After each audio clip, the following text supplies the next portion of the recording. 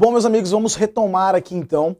Agora nós falaremos como que o novo CPC trata a respeito da formação, suspensão e extinção do processo, ok? Já vem o novo CPC e diz que para considerar, para fins de consideração da constituição da ação, foi retirada a expressão tanto que a petição inicial seja despachada pelo juiz. Então o CPC de 73 dizia que seria considerada constituída a ação desde que o magistrado uma vez recebida a petição inicial, ele fosse despachar a inicial. Vem o novo CPC e retira essa expressão, desde que o magistrado, tanto que a petição inicial seja despachada pelo magistrado, considerando como termo inicial da ação o mero protocolo da inicial. Então basta que a parte protocole a petição inicial sem a necessidade do despacho pelo magistrado para que seja reconhecido então o início, a formação da própria ação, o processo de conhecimento ou o próprio processo de execução, ok? Basta então o mero protocolo. Mas vejam, o início da ação se dá com o mero protocolo, mas o aperfeiçoamento da relação jurídico-processual vai se dar único e exclusivamente a partir do momento em que há a própria citação da parte contrária, ok? Onde há então a triangularização da relação entre autor, réu e juiz com a citação. Mas aqui nós vemos, inclusive, nós já falamos a respeito de uma própria exceção em relação a essa parte, que é o indeferimento da inicial ou a improcedência de plano da inicial. Aqui nós não temos, de fato, sequer a própria citação da parte contrária do réu, porque a decisão não tem um prejuízo, não produz um prejuízo em relação à parte contrária, ok? Mas para fins de consideração da própria constituição da ação, basta o mero protocolo da inicial, basta o mero protocolo da petição. Suspensão do processo. Então, quando que o processo ele é suspenso? Quando que não se passa mais a contar prazos ou tomar atos dentro do processo? Em decorrência da retirada das exceções, e vejam, olha que interessante isso, as exceções de impedimento e suspensão foram retiradas do novo CPC. Então eu não vou mais manifestar a suspensão e impedimento do magistrado, portanto parcialidades do magistrado, mediante exceções. Eu farei isso mediante mera impugnação, mediante mera manifestação dentro do próprio processo. Portanto, não é mais um procedimento autônomo que vai, então, em apartado ao processo principal. Eu vou alegar isso dentro do próprio processo principal. Nós já tratamos a respeito dessa matéria quando nós estávamos falando, então, lá dos juízes, não é? Quando, então, a parte ela quiser alegar impedimento ou suspeição, ela vai fazer isso dentro do próprio processo principal. Quando o magistrado, então, ele deverá se manifestar, ele reconhecendo ou não o impedimento de suspeição. Quando ele não reconhece, ele vai ter que instruir, apresentar suas razões e determinar a remessa, então, para o Tribunal de Justiça. Quando ele reconhece, então, o processo fica suspenso, ok?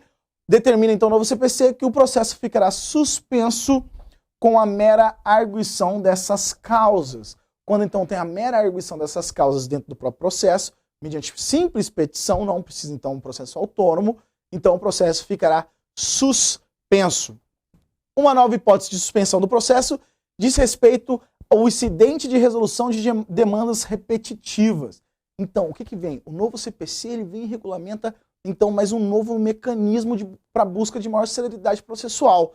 Vem o novo CPC e diz, quando eu tiver processos que tratam da mesma matéria e esses processos eles podem ser resolvidos por uma única decisão, então ele vai ter todo um procedimento para reconhecer isso aí. Isso está previsto lá no artigo 976 do novo CPC. Diz o novo CPC, então, que quando for processos de matérias repetitivas, esses processos que ficam dependendo, então, de uma decisão que vai trazer uma uniformização das próprias, da aplicação do próprio princípio da isonomia, não é? Onde nós temos processos idênticos com uma única decisão que seja idêntica para todos esses processos. Em relação a esses processos, eles serão, então, suspensos até que seja prolatada a decisão, então, que vai ser aplicada em todos esses processos que sejam repetitivos. Então, essa matéria vai ser tratada lá no artigo 976 para, então, processos para demandas repetitivas, né, será aplicado, então, o incidente de resolução. Para essas matérias, então, serão suspensos os processos, as demandas repetitivas, até que seja proferida, então, uma decisão que será aplicada a todas essas demandas, ok? Isso vem ser regulamentado lá no artigo 976 e seguintes. Vejam, é mais um mecanismo que o Poder Judiciário, que o próprio legislador apresenta ao Poder Judiciário para buscar maior celeridade processual, para buscar, então, que a decisão judicial seja proferida dentro de um prazo razoável, buscando maior celeridade processual. Isso também é extremamente importante. Vem dizer ainda que não ajuizada a ação de habilitação ao tomar conhecimento da morte, portanto, tomando conhecimento da morte, a parte não promove a ação de habilitação, o juiz determinará a suspensão do processo observando o seguinte. Então, mais uma causa de suspensão do processo. Inciso 1.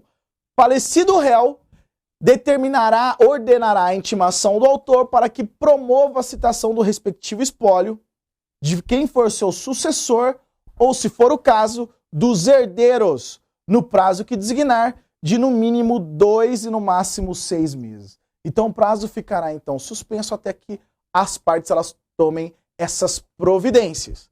2. Falecido o autor e sendo transmissível o direito em litígio, portanto, sendo transmissível o direito em litígio, determinará a intimação do seu espólio, de quem for o sucessor, ou, se for o caso, dos herdeiros, também a mesma situação, pelos meios de divulgação que reputar mais adequados, para que manifestem interesse na sucessão processual ou promovam a respectiva habilitação no prazo designado, sob pena de extinção do processo sem resolução de mérito.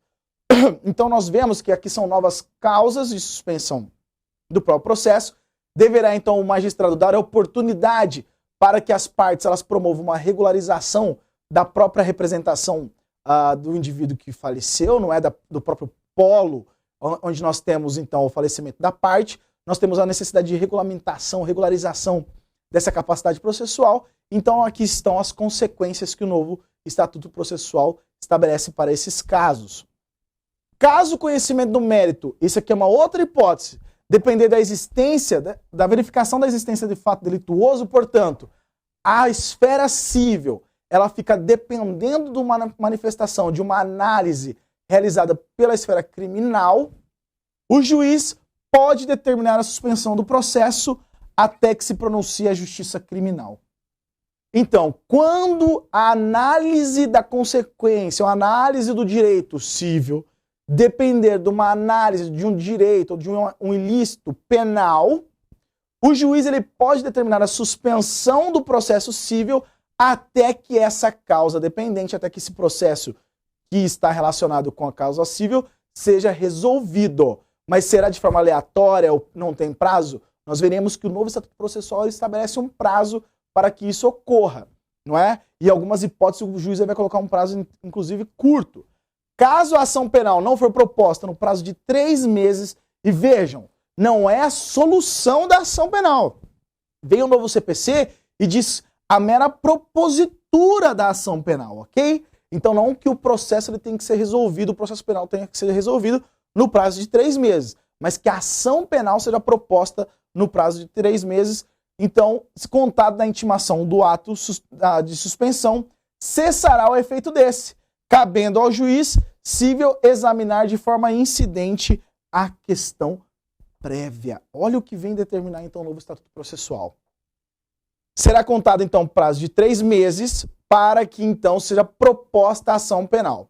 Se a ação penal não for proposta no prazo de 3 meses, contadas então da intimação da suspensão, o juiz civil vai apreciar essa questão prévia de forma incidental. Então, o próprio magistrado da esfera civil vai apreciar essa questão da esfera, que seria da esfera penal, de forma incidental, é claro, somente para a produção de efeitos dentro da esfera civil. O juiz, o magistrado civil, ele não tem competência para apreciar questões de matéria penal. Aqui a questão vai ser meramente abordada e analisada para fins de produção de efeitos dentro da esfera civil, ok? Isso aqui é extremamente importante também.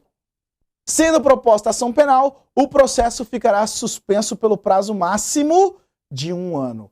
Ok. Foi proposta, então, o juiz determinou a suspensão. Desse prazo da intimação da suspensão, foi proposta ação penal no prazo inferior a 3 meses. O juiz, ao processo civil, ele fica suspenso pelo prazo máximo de 1 ano. Portanto, o processo penal ele tem que ser resolvido, ele tem que se encerrar no prazo de até 1 ano para que, de fato, a matéria seja, aquela decisão da esfera penal, produza efeitos, então, na esfera civil, não é? Ao final, caberá ao juiz civil examinar incidentalmente, então, a questão prévia. Se, por acaso, o juiz determinou, então, a suspensão dentro do prazo de 3 meses, foi proposta ação penal, e mesmo assim, dentro desse 1 ano, a ação penal ela não tenha sido resolvida, também nessa situação, caberá ao magistrado analisar essa questão prévia de forma incidental. Ok? Extinção do processo. Quando então nós teremos a extinção do processo? Falamos então da formação do processo novo CPC, falamos das causas e das principais alterações em relação à suspensão do processo no novo CPC e agora em relação à extinção. A extinção do processo ocorrerá pela prolação da sentença, ok? Pela prolação da sentença. Então, quando o magistrado ele prolatar uma decisão que encerra então o processo, está extinto o processo. É claro que nós precisamos ainda lembrar que nós tivemos já faz parte da alteração do CPC de 73, a formação de um processo sincrético, onde nós temos o processo de conhecimento que não vai encerrar o processo, nós teremos uma continuidade do próprio processo principal com a execução, a próprio cumprimento da sentença. O cumprimento da sentença ela será só mais uma fase dentro do processo principal. Esse é o chamado processo sincrético, não é? Isso vocês verão então lá com o professor que vai trabalhar com a matéria de execução dentro do processo civil. O que nós temos aqui então é que o processo somente será extinto quando depois do cumprimento da sentença, então nós temos uma decisão e o cumprimento da própria decisão, então nós temos a extinção. Se o processo for meramente declaratório, se a pretensão apresentada seja meramente declaratória, então nós teremos, então, de fato, a própria extinção do processo com a mera declaração do magistrado, não é? Então aqui nós teremos, de fato, a sentença extinguindo o processo. Mas lembrando que nós temos ainda a fase de cumprimento da sentença. Portanto, aqui nós não teremos a extinção do processo com a mera prolação da sentença. A sentença, nessa situação, encerraria somente uma fase do processo, que seria então a fase de conhecimento, a fase de cognição.